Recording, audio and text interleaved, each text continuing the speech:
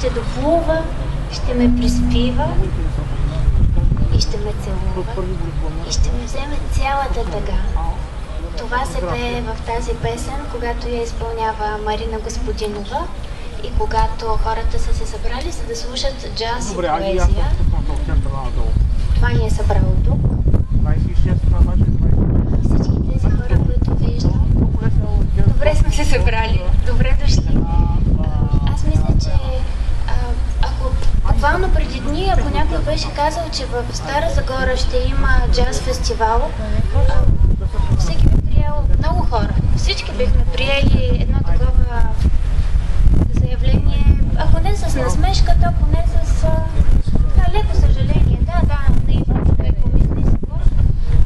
Обаче, когато има хора, които имат мечти и са достатъчно смели, за да посмеят, да изразят на глас мечтите си, и въпреки, че много хора им се смеят, че са посмели, ако те продължат да настояват и да търсят приятели и да събират съмишленици, напълно възможно е тази мечта да порасне, да обедини много хора и да си легнеш с мечта, а пък на сутринта да се събудиш с реалност. Чувала съм, че на много хора им се е случвало да си легнат с мечта, а на сутринта реалността да е по-друга. И ето и при нас е така. Съвсем реален, истински, няколкодневен джаз фестивал, който събира едни от най-големите имена на вокалната джаз сцена. Това е един фестивал с концепция. Тук ще се пее, много ще се пее. Обаче първо трябва фестивала да бъде открит. За да го има този фестивал, съставките, важните са да има джаз, да има хора, които имат нужда от нещо повече в живота си, имат нужда от красота, имат нужда от музика, имат нужда да се обичат, да се събират. И още една вълшебна магическа съставка, а именно добрата воля на община Стара Загора. Това е нашата любима родна община, която направи нещо страшно хубаво за нас, нейните граждани и нейните гости.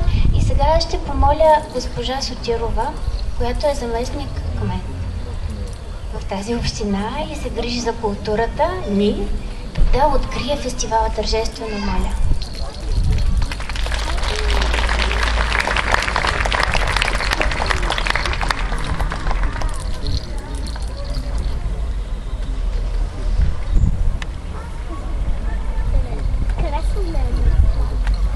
Случи се.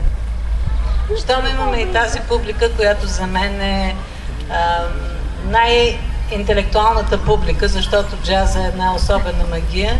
той не е музика за всеки, но на тук присъстващите поздравление, че избрахте да бъдете, да се насладите тази вечер. Нека всички следващи инициативи да бъдат така посетени, защото всичко, което мислиме, е за създаване на една друга атмосфера. Към това се стремиме. А това може да се случи, ако вие сте тук. Ние инвестираме, вие консумирате. Нека да бъде джаз феста за всички, успешен и да се утвърди във времето. На добър час!